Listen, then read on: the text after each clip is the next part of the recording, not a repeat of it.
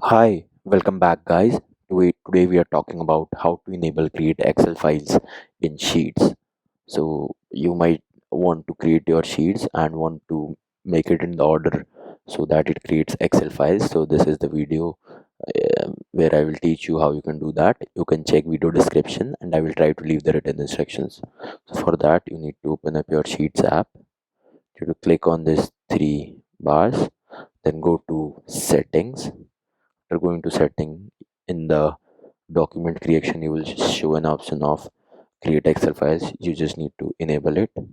So there you go. If you wanted to know how to enable create Excel files in Sheets, that is the easiest way I know. If you know another way, you can comment down below in the comment section, and be sure to subscribe the channel for more videos. Thank you.